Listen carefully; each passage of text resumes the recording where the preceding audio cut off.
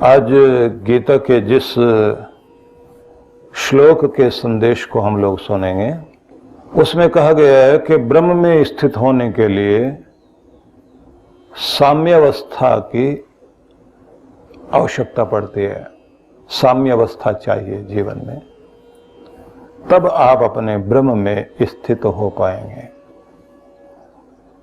तो मंत्र जैसे हम लोग पाठ करते हैं और उसके संदेशों को समझते हैं, ठीक उसी प्रकार से श्लोकों को भी आप मंत्र का भाव ही रखकर पढ़े भी सही और उनके भावों को भी समझें।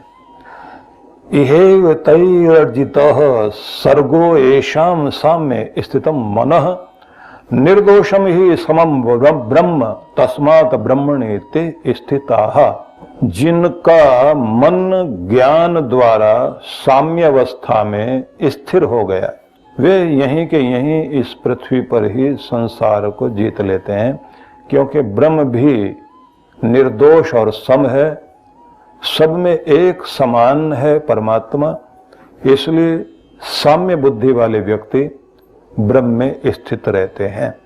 मन की साम्य अवस्था आने पर मनुष्य जन्म मरण पर विजयी हो जाता है और वह बंधन मुक्त होकर मोक्ष प्राप्त कर लेता है। मन जब पूर्ण रूप से समान दृष्टि वाला हो जाता है, तब वह ब्रह्म का साक्षात्कार करता है। यह भाव था और अर्थ भी आपको बताया गया, लेकिन एक बार सामान्य रूप से भी देखने की कोशिश कीजिए। इहेव इह एव तैर अर्जितः सर्गः, पदच्छेद करते हुए आप अर्थ को समझिए कि इह मतलब यहाँ, एव मतलब ही, यही, यही मतलब इस संसार में। तई उन लोगों के द्वारा या उसके द्वारा, अर्जित सर्ग जीत लिया उसने सर्ग को, सृष्टि को, पृथ्वी को, संसार को। येषां साम्य स्थितम मनः, जिनका मन साम्यावस्था में स्थित हो गया, जिनका मन साम्य अवस्था में स्थित हो गया, उन्होंने इस दुनिया में रहते रहते ही इस सृष्टि को जीत लिया है, अर्जित कर लिया है। आगे कहा गया है निर्दोषम ही समम ब्रह्म। भगवान जो है वो निर्दोष, शुद्ध, बुद्ध, मुक्त स्वभाव और समम, सब में समान है। तस्माद ब्रह्मणि ते स्थिता। तो वो ऐसे लोग जो सब में अपने निर्दोष सम ब्रह्म को सर्वत्र देख रहे होते हैं, तो ऐसे लोग ब्रह्म में स्थित होने के कारण इस दुनिया को जीत लेते हैं। तो पहले समझा जाए कि क्या कहा जा रहा है। इससे पहले श्लोक में जो कहा गया था कि विद्या विनय से जो संपन्न लोग हैं, वो समदर्शी होकर अलग अलग श्रेणी के लोगों में, जिनके प्रति किसी को लोग मान देते हैं, किसी को समान स्थिति में देखते हैं और किसी के प्रति घृणा रखते हैं, ऐसा समाज का चलन होता है।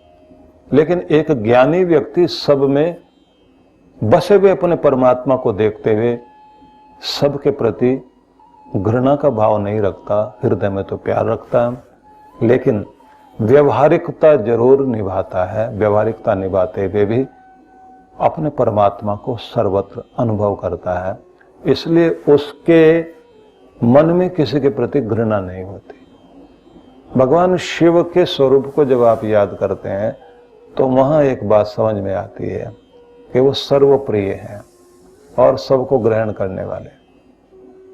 जिनको कोई दुनिया में प्यार नहीं करता, उनको भी प्यार करते हैं तो शिव प्यार करते हैं। और दुनिया के सताए हुए, दुनिया के दुखों से पीड़ितों को आखिर में अपनी गोद में लेकर चैन की नींद सुलाना और फिर आगे जन्म के बंधनों में भेजना, ये भगवान शिव करते हैं। तो एक बड़ी कमाल की बात है कि जो सबसे जहरीला जीव है वही तो गले में है उनके। सांप बिच्छू सब उनके पास आकर बैठे हुए हैं और विपरीत स्वभाव वाले भी वहां रहते हैं। तो ये एक सम अवस्था होती है कि आप सारी दुनिया के प्रति घृणा न रखते हुए, क्योंकि इस घृणा ने और भेदभाव ने इस दुनिया में बहुत झगड़े खड़े किए हैं। घृणाएं पैदा की जाती हैं राजनीति करने के लिए, सत्ता पाने के लिए, नेता बनने के लिए। हर एक गांव में दल बने हुए हैं, हर ऑफिस में दल बने हुए हैं। आदमी एकदम ही अपनी नजर में लेकर के चलता है कि ये और ये हम श्रेष्ठ और तुम कहां के श्रेष्ठ। जो अपने आप को श्रेष्ठ मान रहा है वो दूसरा आदमी उसको कहता है भिखारी है, मांगने वाला व्यक्ति है, कमा के तो खाता नहीं। और जो खुद को वो कहता है कि मेरे दरवाजे पर जो आकर के सारे बैठते हैं वो कहां के श्रेष्ठ हुए, लेकिन बाहर से वो हाथ जोड़ के जरूर प्रणाम करता है, नहीं सच में आप महान है। और उधर वो उनके गुणगान गाते हैं। अब वो दोनों मिलकर फिर नीचे वालों को देख करके घृणा करते हैं। पूरे समाज में इस तरह से घृणा की स्थिति बना रखी है। और फिर वे लोग भी हैं जिनको अब तक सताया गया था वो इकट्ठे हो गए, उन्होंने जो है उनको अपमान करना शुरू कर दिया। सबके अपने अपने दल बन गए हैं और दल का परिणाम ये हुआ कि एक बहुत बड़ा शक्तिशाली देश वो बटा हुआ है और खिलौना बना हुआ है उनका जो राजनेता ऊपर बैठे हुए हैं। इसलिए चुनाव में इस बात को बड़ा ध्यान रखा जाता है, किस जगह किस जाति के कौन कितने नंबर हैं और उनका नेता कौन। ठेकेदार बने हुए लोग, और फिर वो जैसे भेड़ बकरियों को हाँक कर ले जाया जाता उस तरह से जो है उन लोगों से वोट दिलवाए जाते हैं। और फिर एक व्यक्ति जीतता है और फिर जीतने के बाद वो जो कुछ करता है हम लोग रात दिन ये सब तमाशा देखते हैं। तो मती होते हुए भी हम मतिहीन लोगों के द्वारा इस तरह से हाँके जाते हैं जैसे पशु हाँके जाते हैं। इसलिए ये निवेदन है कि जो ब्रह्म में स्थित हो गया है ऐसा व्यक्ति, उसके अंदर कहीं किसी के प्रति घृणा नहीं होती। इसलिए आप ये देखते हैं किसी बुद्ध के पास कोई उंगली माल अपनी हिंसा त्याग करके आकर बैठेगा, कहीं ना कहीं ऐसा दिखाई देगा कि सप्त ऋषियों का आगमन और रत्ना करके जीवन का परिवर्तन। कहीं पर भी ये घटनाएं घट सकती हैं कि एक व्यक्ति का जीवन किस तरह का था और कैसा परिवर्तन सामने हो गया। स्वामी दर्शनानंद के जीवन के बारे में अनेक बार घटनाएं कही हैं कि बाबू सीताराम जो है पुलिस के एक अधिकारी थे जो अंग्रेजों के समय में बड़े ही एक विषयी व्यक्ति थे, विलासी व्यक्ति थे और बड़े अहंकारी व्यक्ति थे। घर में संतान नहीं थी और पत्नी बड़ी ही पतिव्रत धर्म का पालन करते हुए अपने पति के प्रति इतनी पूजनीय दृष्टि रखती थी और पति ने पत्नी को सताने में कभी कमी नहीं छोड़ी। बड़ा दुखद खेल था और मैं आश्चर्य करता हूं कि कैसा युग रहा होगा। सुबह सुबह का समय है कि एक महात्मा गंग नहर के किनारे बने हुए खेतों के बीच उगी हुई गाजरों को निकालकर एक महात्मा सुबह नहर में, उस पानी में, गंग नहर में धो करके और खा रहा है। और इधर जो है घोड़े पर सवार होकर उस खेत का मालिक वह बाबू सीताराम रात भर मुजरा देखकर, नाच गाना देखकर और शराब पिए हुए वो वापस लौट रहा है और सुबह सुबह का समय गाजर धो के एक महात्मा खा रहा है। तो ये पास में आए, बोले क्यों महात्मा भूख लगी हुई है? बोले हाँ भूख लगी हुई है। तो गांव में चलते हैं वहां कुछ भोजन करते हैं? बोले नहीं, बस ये खाकर अब थोड़ी देर घंटा 2 घंटा समाधि में बैठेंगे, आनंद लेंगे भगवान का। यहाँ चारों तरफ वातावरण बहुत सुंदर है। तो उन्होंने कहा ये खेत वाले से तो आपने पूछा नहीं। बोले मैंने उसके लिए मंगल कामना की है कि उसका कल्याण हो। इतना उसके पास में 2 गाजर से तो कोई फर्क नहीं पड़ेगा। बोले अच्छा एक काम कीजिए, आप मेरे साथ चलिए, मेरे घर में एक बहुत ही भक्त, ईश्वर भक्ति में डूबी हुई एक महिला है, वो बड़ी प्रसन्न होगी आपको देखकर, और आप थोड़ा सा भोजन ग्रहण करना। तो वो बोले नहीं है, आपको देखकर आपके मुंह से आती हुई जो स्मेल है उसी से पता लग रहा है आप किस तरह के व्यक्ति, क्योंकि आंखों के लाल डोरे दिखा रहे हैं कि आप सारी रात कहीं नाच गाने में मस्त होकर आए हो। बोले मेरा नाम बाबू सीताराम है। बोले वो तो बड़ा ही ज्यादा विलासी व्यक्ति है, वही हो तुम? बोले हाँ वही हूं। महाराज फिर आपके साथ तो मैं नहीं चलूंगा। अब इन्होंने हाथ जोड़ के कहा कि देखो हम तो हर समय अकड़ में ही रहते हैं और किसी के साथ में कभी भी नम्रता वाली बात करते ही नहीं, लेकिन आपको देख करके न जाने क्या भावना आ गई। सूरज उगने वाला है, मेरे घर में चलो। वहां एक ऐसी महिला है, समझ लीजिए जैसे राक्षसों के बीच में ना कोई देवी बैठी हो। अब अपने आप को ऐसा बोला तो महात्मा को दया आई, उन्होंने कहा अच्छा चलते हैं। अब वहां गए तो उस महिला ने जैसे देखा कि मेरे पति किसी महात्मा को लेकर आए हैं, तो सबसे पहले तो उसने आसमान की तरफ ऐसे हाथ जोड़ करके प्रणाम किया, हे भगवान आज के दिन में क्या देख रहे हो, मेरे घर में और महात्मा।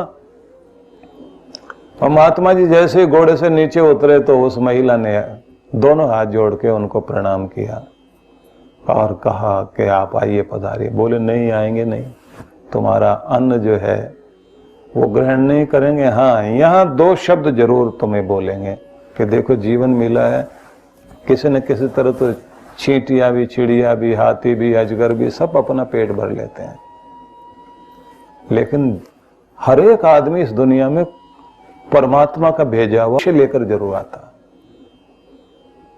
और जिंदगी महान तब बनती है जब आदमी अपने उद्देश्य को पूरा करता है।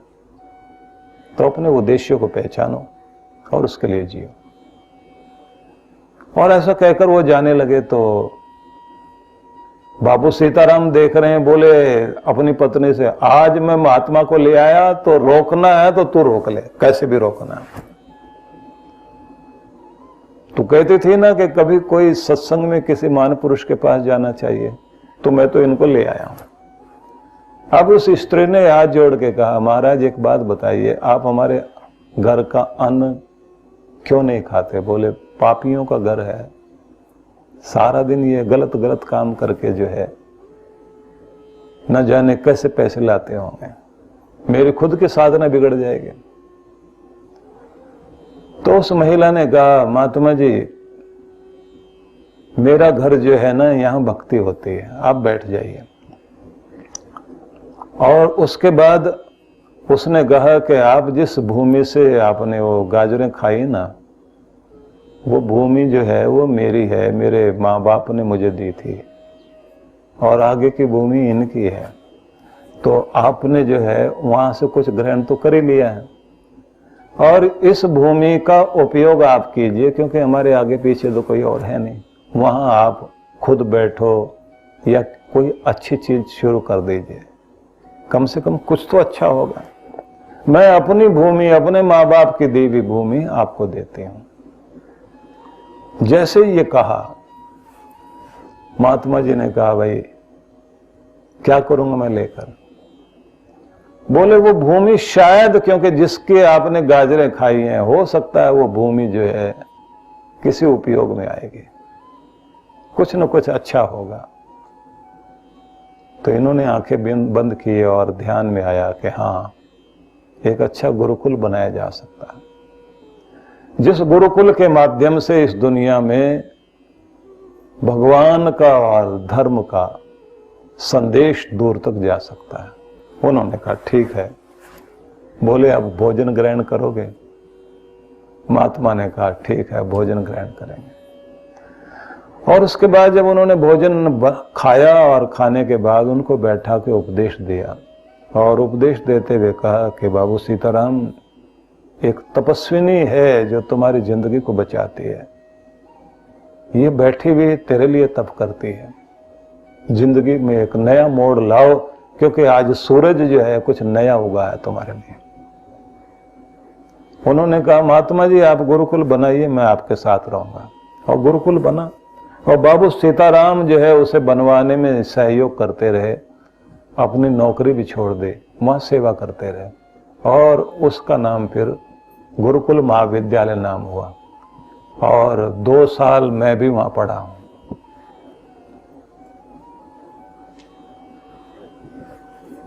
एक ऐसे व्यक्ति की तपोभूमि, जिस व्यक्ति ने, स्वामी दर्शनानंद जो है बड़े दर्शनाचार्य थे, हम लोग उससे तो बहुत पहले हुए हैं, लेकिन ऐसा सुना जाता था, हम लोग ऐसा सुनते थे कि बाबू सीताराम जो है वो उस गुरुकुल के बाहर की तरफ बैठते थे और ये पूछते थे कि बच्चों ने भोजन कर लिया। तो जब बताया जाता था कि सब बालकों ने भोजन कर लिया तो बोले तो फिर जो बचा हुआ थोड़ा मुझे भी दे दो। तो एक जिंदगी इतनी ज्यादा पहले क्या थी और फिर वो क्या बन गई।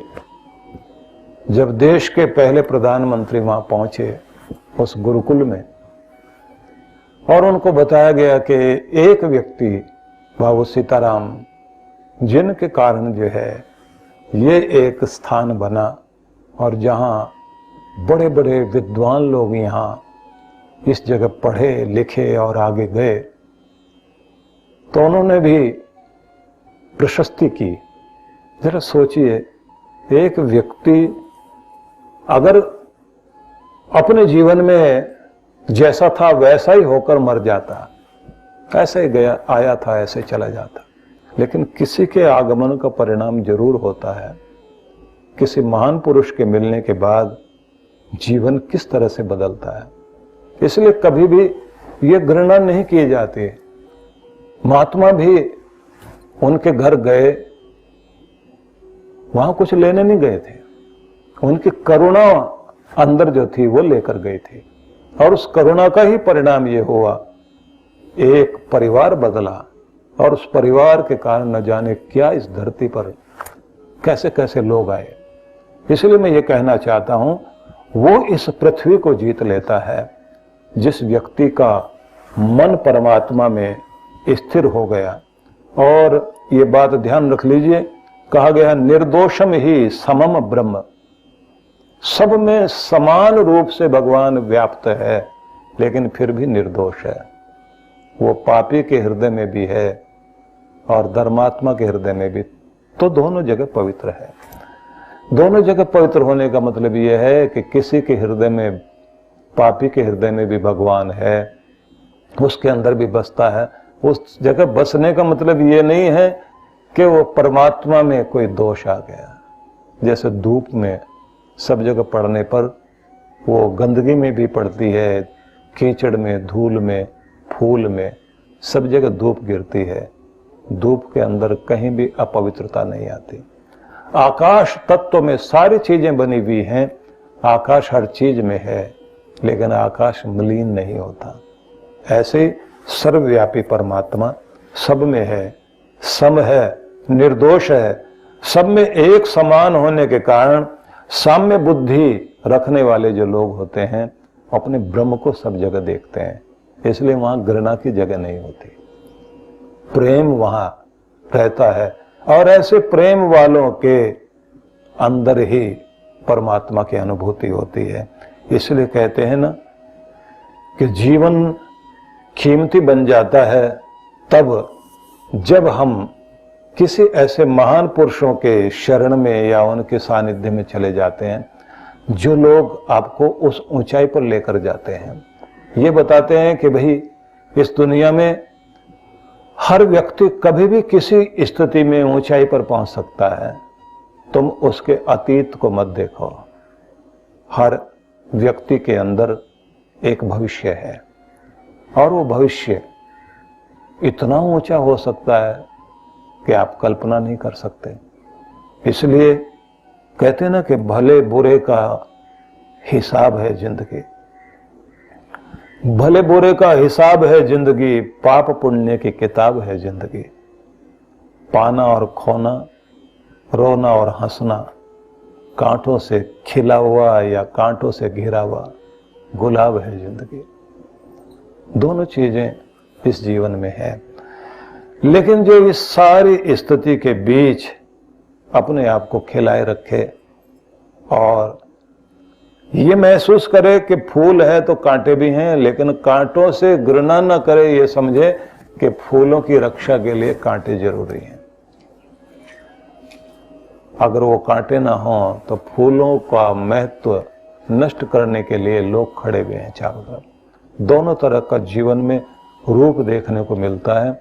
इन दोनों स्थितियों में सब जगह बसे हुए एक रूप परमात्मा को जो देखता है और उसमें स्थित रहता है और किसी के प्रति भी घृणा न रख करके, हाँ ये जरूर चाहता है, ऐसे लोग ये कोशिश जरूर करते हैं कि जिन लोगों के जीवन में बहुत बहुत गुनाह है और जीवन काला है, उनके अंदर परिवर्तन आ सके, वो बदल सके।